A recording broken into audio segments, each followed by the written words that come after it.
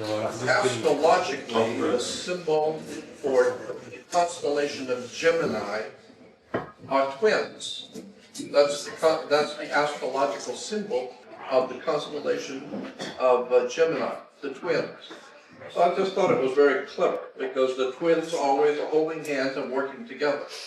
So that's the concept I'm working on. So the idea of Gemini. Yeah, well, thank you. I went not above it. So anyway, I'm calling it the Gemini Club. Gemini is one of the 12 signs of the zodiac, as I said. It's always pictured as the twins. One of the 12 signs of the zodiac, and I'm telling you, there's a whole world of knowledge about the zodiac that most people have no idea in the world about. That's a whole another lecture just on the zodiac and the legitimacy of the zodiac in the ancient and prehistoric world. Talk about that another time. But anyway, Gemini is always pictured as two individuals connected, holding hands and connected. During the Middle Ages, it's one of the symbols of Gemini, the twins. So to understand world events today, you need to think in terms of twins. That's why we have a two-party system in America. Democrats and Republicans, they're twins. They work together. They hold hands and work together. It's like a tag team wrestling match. Both wrestlers are working on the same side, and it's just a tag team, and the whole thing of the show anyway. Wrestlers have to have a license to fight, and I've been told by some professional wrestlers that it's not a sports license; it's an entertainment license. So if professional wrestling is viewed as just entertainment. It's all just a show. So, but anyway, so the idea is that Gemini represents two sides working together. And of course you need two. You need two eyes, you need two hands, 2 feet, 2 legs, and even with 2 legs, have you ever tried to walk on a surface of oil or ice on it? It was very difficult, even with 2 legs, to walk on slippery surface. So you have to spread salt or sand or something on the surface to get friction or traction in order to move forward. Very interesting concept. The idea is that you have to have friction in order to walk. Because if you're walking on a surface with oil, you're not going anywhere. So you have to spread something on the oily or icy surface in order to walk, because you need friction. So how does this apply to the fact of the subject of world events? Well, if you're going to accomplish anything in world events or world affairs, you need to force people around the world to do what you want them to do. And how do politicians do that? How do they get the people of a nation to agree to do something or agree to a particular policy that the politicians at the top want done? And so, well, first of all, you have to cause friction between 2 sides. So the concept is very simple. You always have 2 sides fighting each other, Democrats and Republicans. And so, but to get the process started, you need a professional fight promoter, which is interesting. Somebody to get the fight started. So you got fight promoters, and they're promoting the fight on television. They are promoting the fight because they're making a lot of money with it. And they don't care. They're just promoting both sides. They don't care one way or the other who wins or loses. It's just a business. That's all. And so remember, the fight promoter doesn't have any favorites. He's in business to make a lot of money. So he will promote fights between anybody, no matter what side wins or loses. He doesn't care who wins or loses. So here's a fight promoter. He's got all the different flags in different countries. He doesn't care who's winning or losing. He just wants to get a fight started. Good for business. So remember, even though it's a war between 2 sides, there's a lot of money to be made. So keep in mind, it's just business. Like the mafia will tell you, it's just nothing personal. This fight we're putting together, it's just business to make money. somebody's going to get hurt. That's not my problem. I'm making a lot of money. So it's just a business in the ring. So now keep that in mind when you're trying to understand America and the world in general. So understand that American political system is a two-party operation only. That's why you don't have a third party, because you can only have two sides. That's why, what's his name? Ron Paul. That's why he's going nowhere, because you can only have two sides.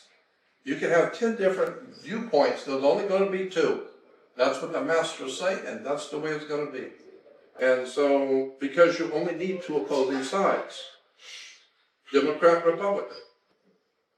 So, just like the brain is divided into two hemispheres. So, you've got the concept of two sides warring each other. Now, the American eagle, which is a symbol for the U.S., the bald eagle, the American eagle only has two wings, left wing and right wing. That's the name of the two.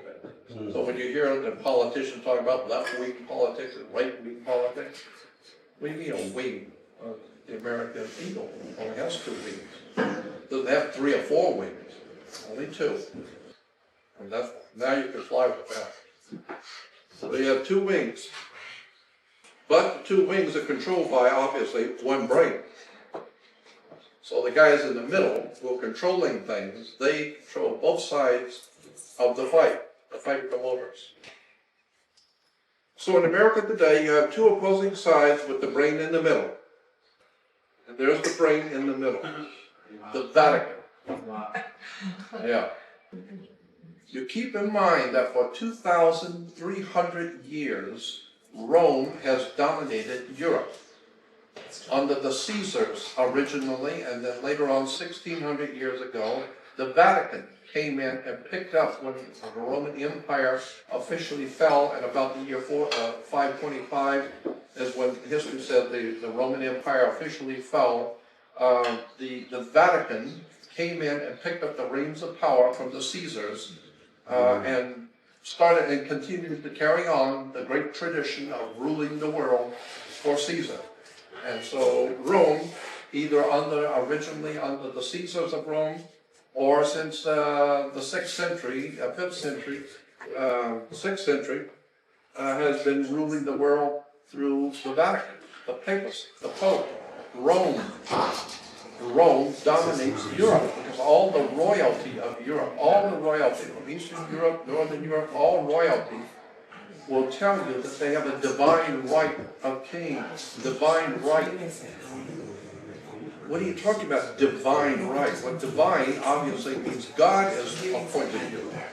What God appointed the King of England? What the hell? What are you talking about? Divine right. The Pope anointed the different princes and kings to be kings and royalty.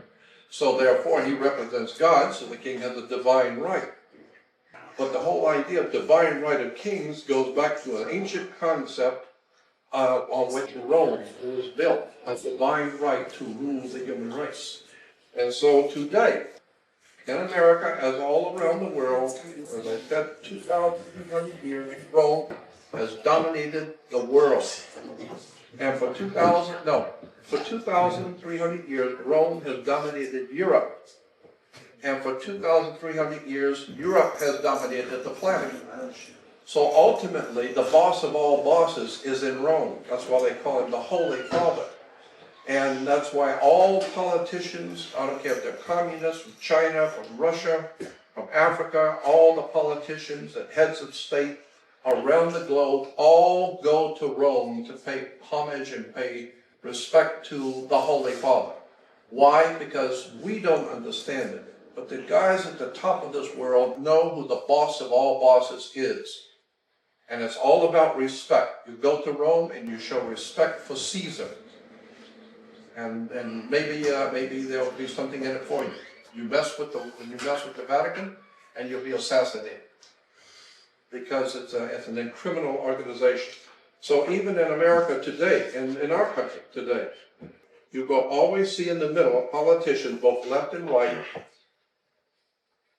You'll see always the clergy in the middle between the two political sides.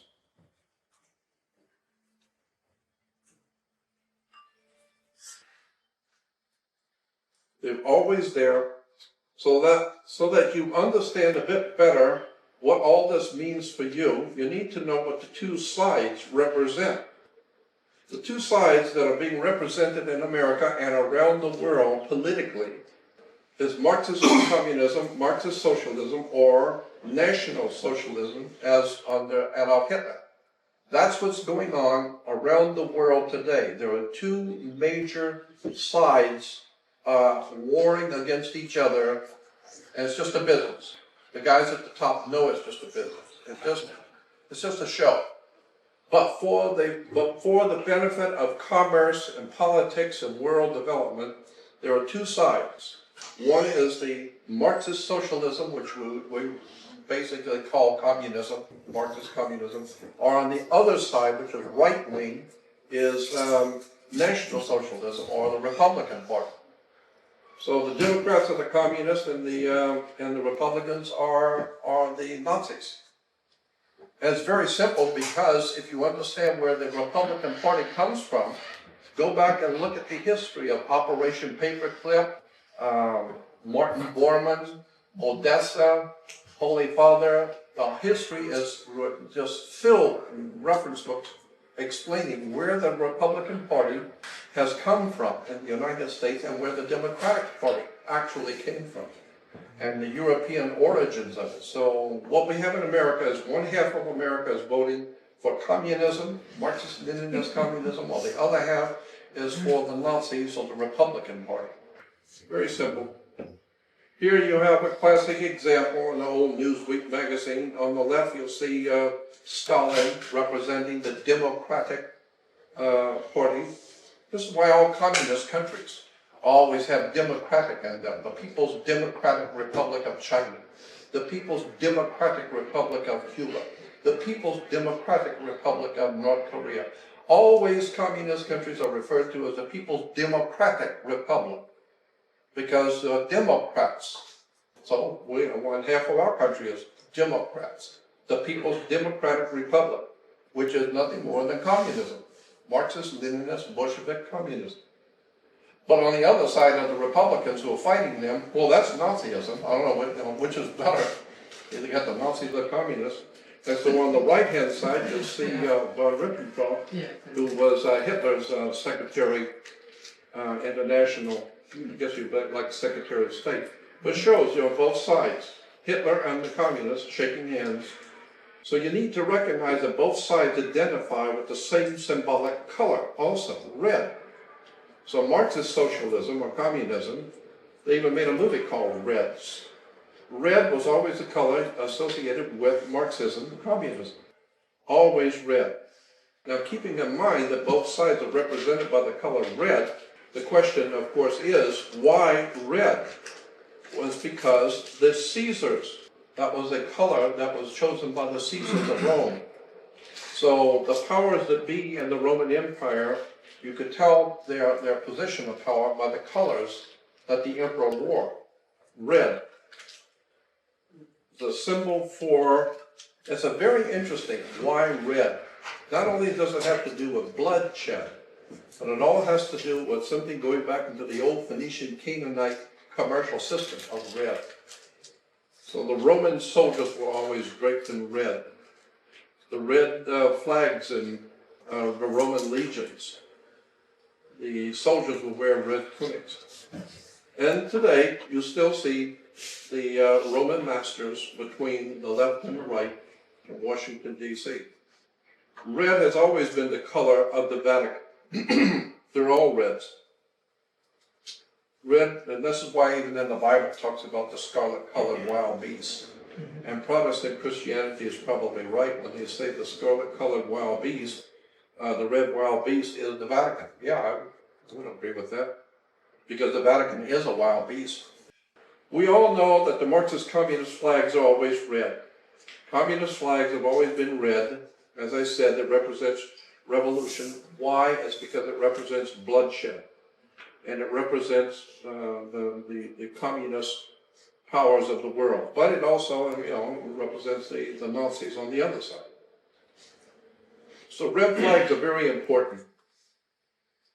Very, very interesting, and I think profoundly important is the next point I want to make. Probably the most important thing I'm going to tell you today is that the red flag of both the communists and the Nazis, here's in China, the red flag, it is here that we need to ask, how did this ancient Roman red flag symbol from ancient Rome come into our modern day world of politics? This is the point, I think, is the most important point of my whole presentation tonight.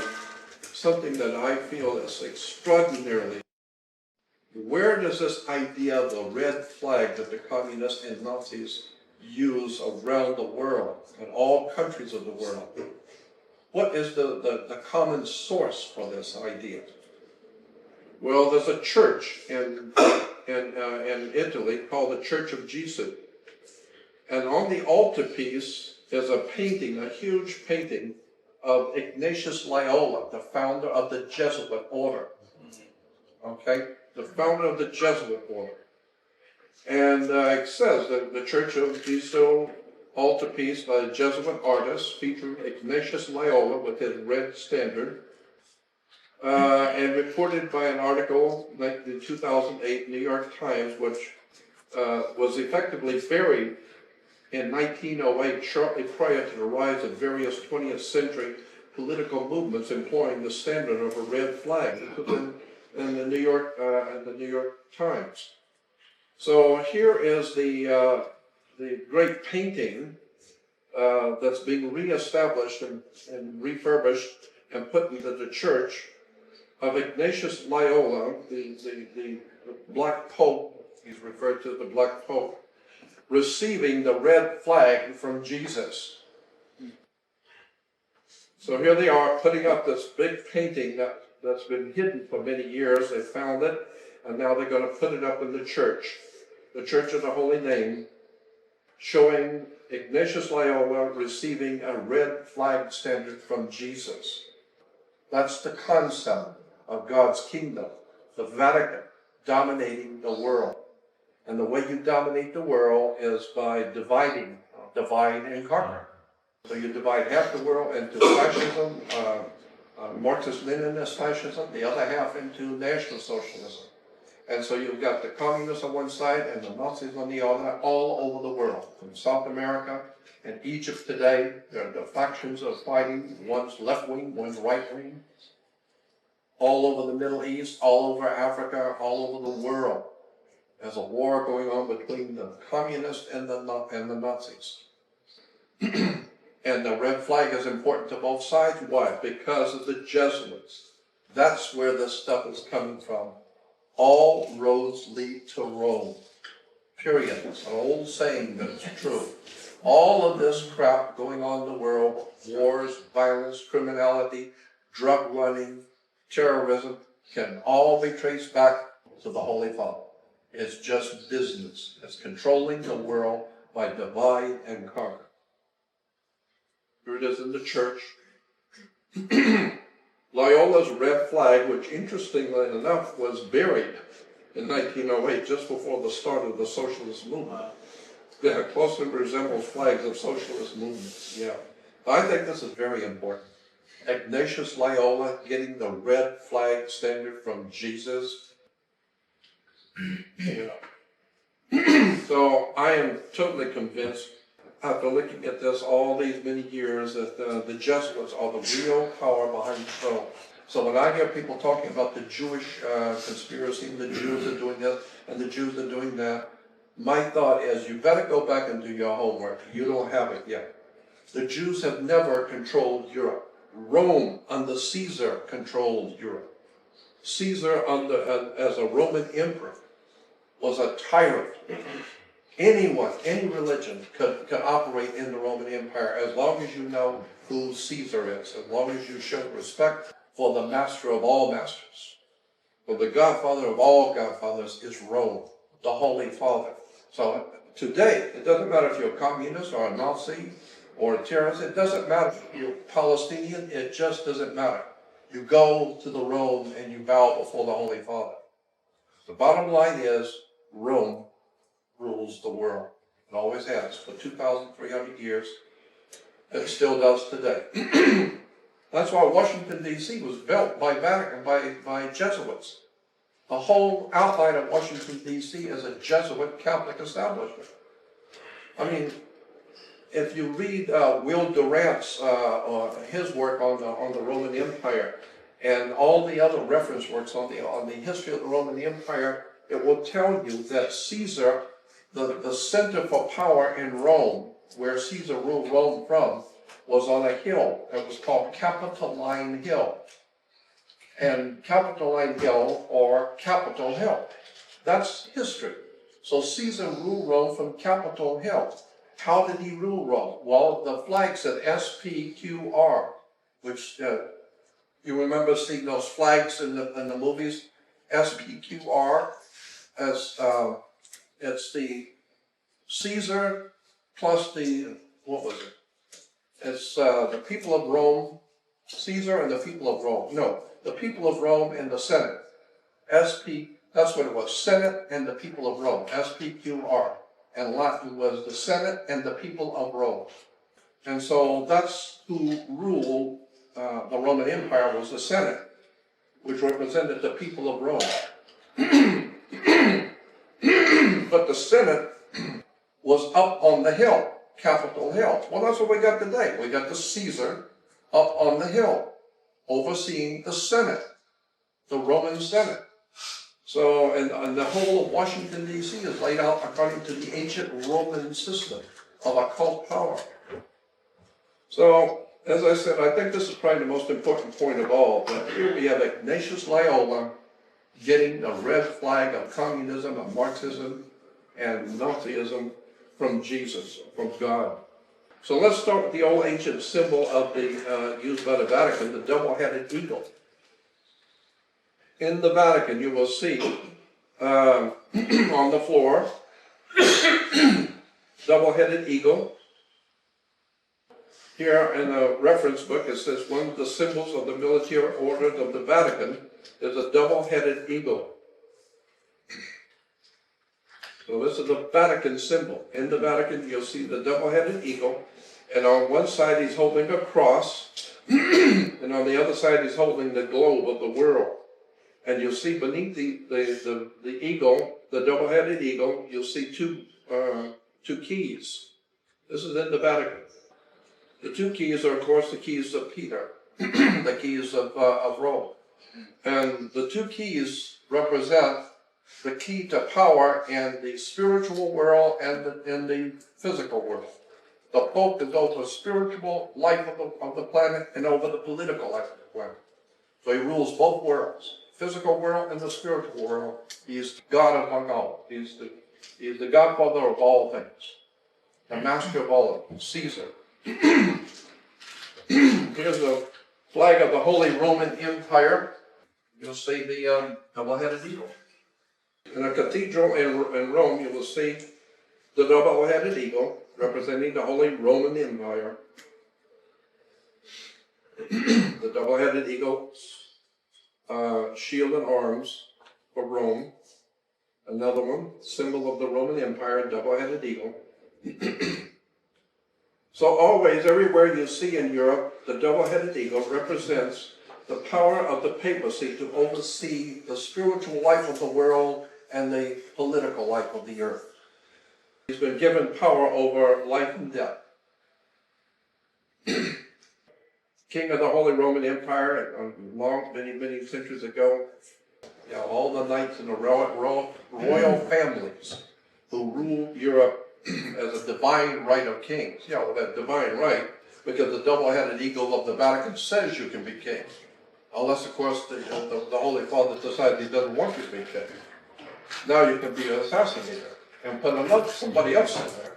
Because he's the boss of all bosses. You got a problem with that, speak up, So let's look at the Russians first, because now what we're talking about, here is a double-headed eagle representing the Roman Empire. So let's start with the Russians. Marxist socialism, the Russian Empire, and double-headed eagle, of course. Double-headed eagle of Russia. That crown, incidentally, above is called the Phrygian crown. The Phrygian crown is also used in Judaism. It's a symbol in Judaism for the crown of God over the Jewish world, over the Jewish religion. It's called the Phrygian crown, but in this particular case, it has a cross on it. So that's a whole nother story, the Phrygian crown. Very interesting stuff, where it came from. But nonetheless, we're talking about a double-headed eagle representing the powers of Russia. The holy powers of Russia, which was under Roman domination. Here's the Boys Art Ballet in Russia.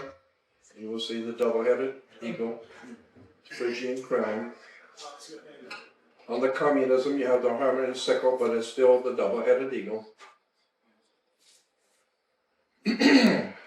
So the Marxist socialists, they have the double-headed eagle, and of course in Germany, here's the German double-headed eagle there.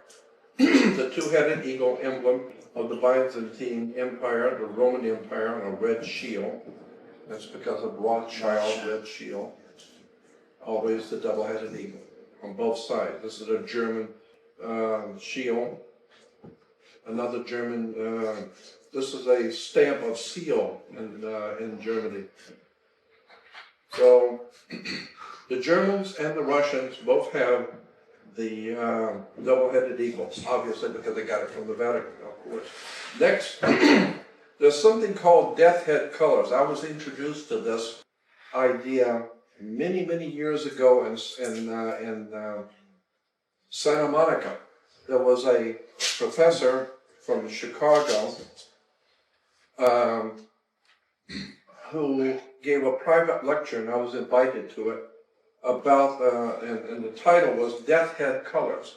And he explained the death head colors were red, black, and white, and why they're called death head colors, because the SS and the Gestapo in Nazi Germany used those three colors, and they always represented death. I mean, when you're confronted by the Gestapo or the SS, you're a dead man. And the colors were always red, black, and white for a reason that symbolized something.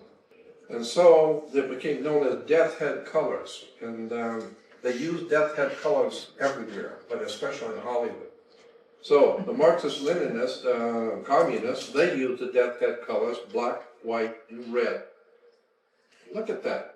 You've got a red background, a white circle with a black hammer and sickle. Death head colors. Hammer and sickle, obviously in Russia.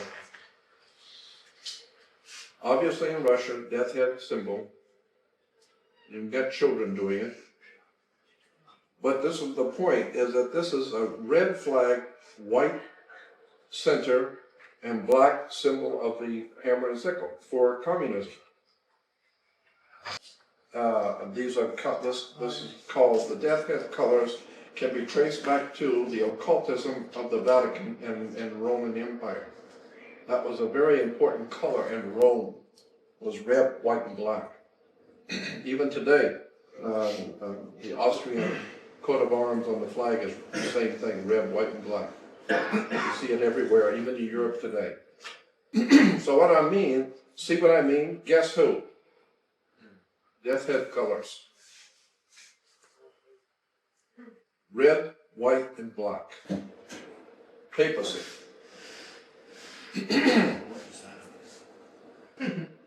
At least Poland figured it out. In Poland, they passed a law that says that communist and Nazi symbols are one and the same thing, and they don't want either one. So I figured, well, at least Poland figured it out finally. But there is no sides, it's just all one operation. And Poland should know because it's a Catholic country. And hell, if anybody should know what the Pope was doing, they should. So they've outlawed the use of the death head colors, and they equate in their new law that communist and Nazi symbols are the same. Well, they are.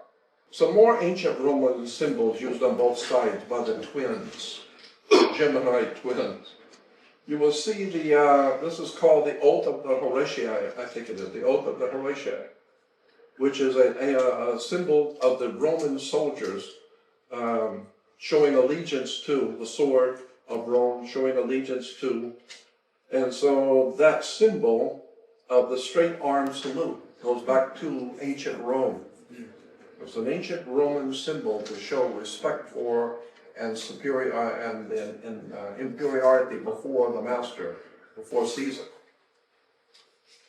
So in the communist countries, they always have the straight arm salute. I mean, realizing that it's Roman, but here it is in the Marxist communism. The same idea. It is in China, same idea. Next thing I think is interesting that they both use, the twins use, is the goose step. Have any of you ever heard of the goose step march? Yeah.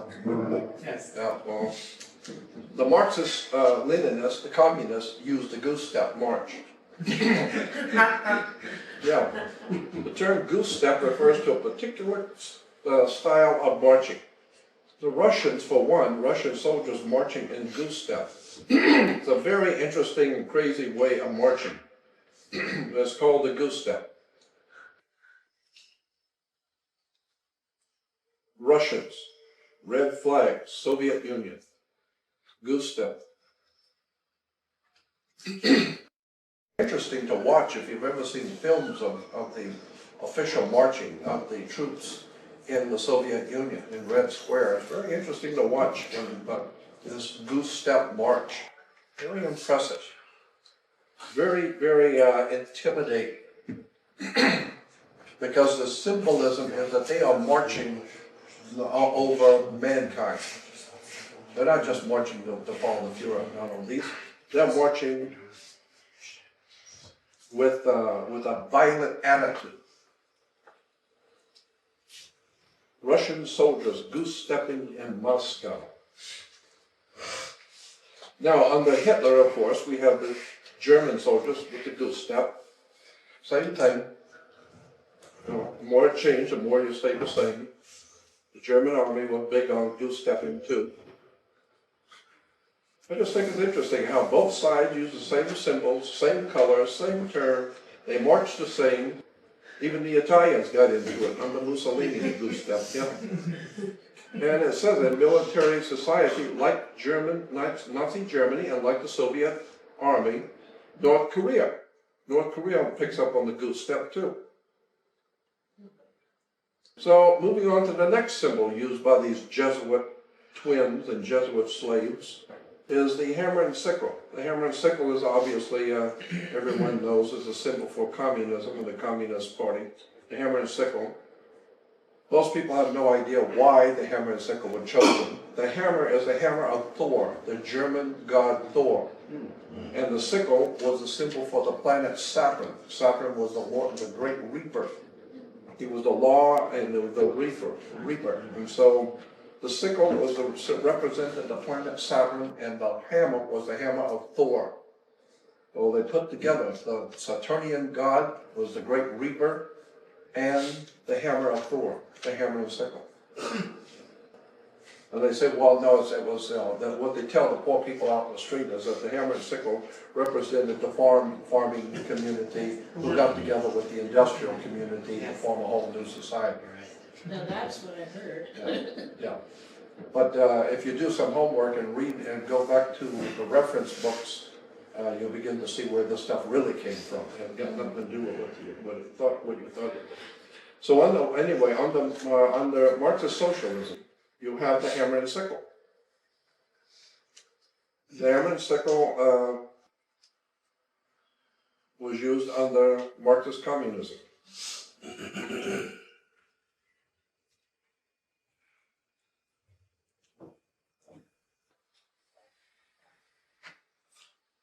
Now, that was all Marxist communism. And speaking of Marxist communism, when Obama was elected out in the streets of Washington, D.C., in the big cities of America, these poor, ill-informed kids were celebrating the election of Obama with their Soviet Communist flag. Was that I said. Next is the clenched fist. No. That's another symbol that's used on both sides. The clenched fist. International Socialist Organization, the ISO, which is Marxist socialism, Trotskyism, or what we call the far left, the left wing, uses the clenched fist. Marxist socialism, clenched fist. So, you see always communist symbols of the use of the clenched fist.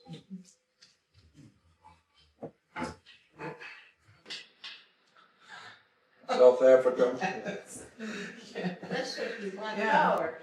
Yeah, but I mean, they have the socialist. No, what's his Yeah. name? Mandela. South Africa. Mandela, he's Yes. a communist. Nelson Mandela, of course. Yeah, Nelson Mandela. And everybody in Africa just happy as a punch to see Mandela, never realizing what's really going on here. Communist. Here. So a symbol in Nazism today is a fish. It is the clenched fist. Mhm. Here's Hitler with the fist. Even the wax museums have Hitler.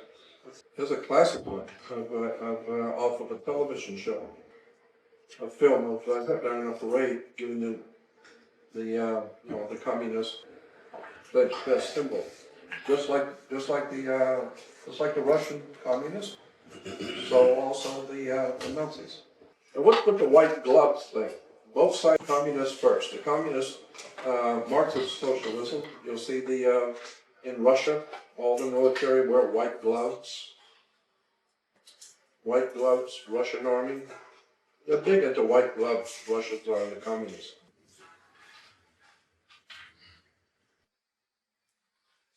Then, this is in Moscow. Nazis all had white gloves, military had white gloves. Even Hitler had white gloves. So the point being is that the military of both the socialist communists and the Nazis all have the same symbols, words, colors, terms. The entire superstructure of both sides reflects the same symbols, same words. So there's something going on here that most people don't know. Now we all know that they both sides love the red star. They love the red star. Both the communists and the Nazis use the red star. Now here's the Russian or Soviet communist red star symbol. The five-pointed star is called the Shield of Solomon, called Solomon's Shield, red shield. That's a whole interesting subject of the red star, where it came from. It goes back to the occult writings in the Kabbalah, talking about Solomon's shield, the five-pointed shield of Solomon, or the red star of communism.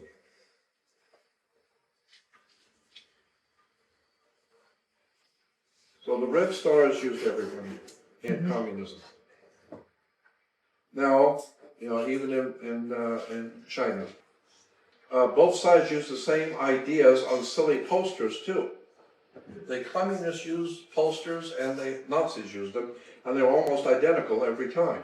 They show the same kinds of ideas. One side, left-hand side is Nazi, the right hand is communist. Left hand is Nazis for the Führer, and the right hand is for communists. Same idea. Same idea. Left hand is communist, right hand is Nazis. Now, one last symbol, the communist Nazi dawn of a new day. We've talked about this before. Here's Hitler with this clenched fist. And here's a letter that Hitler wrote to the German people. And down here, I enlarged it so you can see, Germany can be saved only by a dictatorship of the national will and the determination to take action. So then he ends it by saying, my fellow Germans awaken, a new day is dawning. So what you're talking about is Adolf Hitler giving a speech talking about using the communist clenched fist, but he's talking about a new day is dawning. This is Nazis. So there's the sun, dawning of the new day of Nazism for the whole world. The new day is dawning. Now, or we can have the Marxist socialism, communism, where the symbol for the Soviet Union, it says the Soviet coat of arms graphically presents the dawn of a new day for the entire world.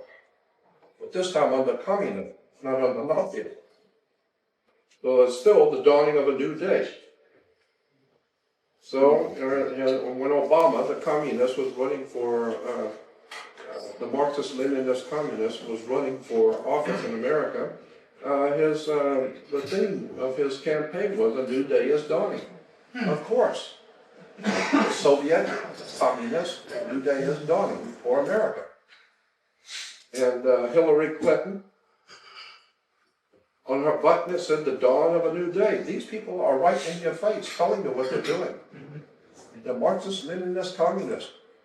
They don't give a damn about America and all this silly bullshit about American land of the free and home of the brave and liberty and justice for all. There's none of that. We're talking communism here. Absolute Soviet, national, red star, Marxist-Leninist communism. Period. Or we can have the Republicans, which are like on the Nazis, on the Bush, which throws everybody in jail and tears up the Constitution too. Neither one of them are American. These are foreign operatives operating under the jurisdiction of the Jesuits to destroy freedom around the world. Truman, after the Second World War, allowed all the top Nazis out of Germany. I don't know if you know this or not, but all the top Nazi theoreticians, the scientists, all the great German minds were gotten out of Germany because the war was going bad, and so the Nazis, all the top Nazis, were allowed to flee from Germany. And how did they flee out of Europe when the Russians were surrounding Berlin? The Americans and the Allies were surrounding Berlin. I mean, everybody was surrounding Berlin. They're going to do them in. But all the top Nazis got out. How did they get out? Because the Vatican is called Operation Paperclip, and look up the word, look up the term in a dictionary or encyclopedia, look up the word Vatican rat line. But it is sanctioned by the United States. Oh yeah, absolutely. Of course it was. You know, you're right. Just business. Absolutely. And, yes. Yeah, exactly. Yeah. And South America. They went to the United States and South America. South America, Mexico, Argentina. Was Hitler Father Crespi? Huh? Was Hitler Father Crespi? Yeah, that's right. And What does that mean? and of course, Bush's family, all of Bush's family. Yeah, all of them were in South America, Central America. No kidding. And the drug trafficking and But those are open facts. You can, this is history. I mean, I knew this ever since I was a child. Yeah. My parents knew it. You seen it? Merkel's his daughter, isn't she? I heard. So the bottom line on all of this is very simple now, as far as I'm concerned. The bottom line after everything is said and done is this. The Pope calls for a new world order. Yeah, well, obvious. And here is Adolf Hitler with the Pope, with the papacy in the Vatican, hobnobbing with the papacy. Now on the left-hand side you will see out of a magazine, shows Hitler, and it says beneath it, New World Order. That's on the left-hand side is Hitler and the Nazis. On the right-hand side you will see the Nazi with his name Gorbachev, who was a communist, building the new world, a new world order. So it shows on the one side is Bush and the other side is Gorbachev. Bush is a Nazi and Gorbachev's communist. It doesn't matter if they work together. They're twins. It's just business. Come on, it's like a fight. You got the two fighters in the ring and they're beating each other up and all that. What are you kidding? It's a business. Tonight, after the fight is over, they take a shower and they go out and have dinner and sit around and they split it up. How much are they getting? You get 500,000, he gets 500,000. Hey, is that good for 4 nights work? I mean, hell, you're going to fight somebody anyway. But that's why you think 500,000 tonight, right? But your managers made 17 million. They didn't tell you about that. Yeah. It's just business. So somebody did some artwork, and I thought that was interesting. They said the Democrats were communists and the Nazis were Republicans. Well, it's true. Both use death head colors. They both use the red flags. They both use all the same symbols. So the Soviet Union was called the Union of Soviet Socialist Republics, the USSR. Newsweek, after Obama gets in, says, well, we're all socialists now. We're all communists now. That's the Newsweek magazine. We're all communists now.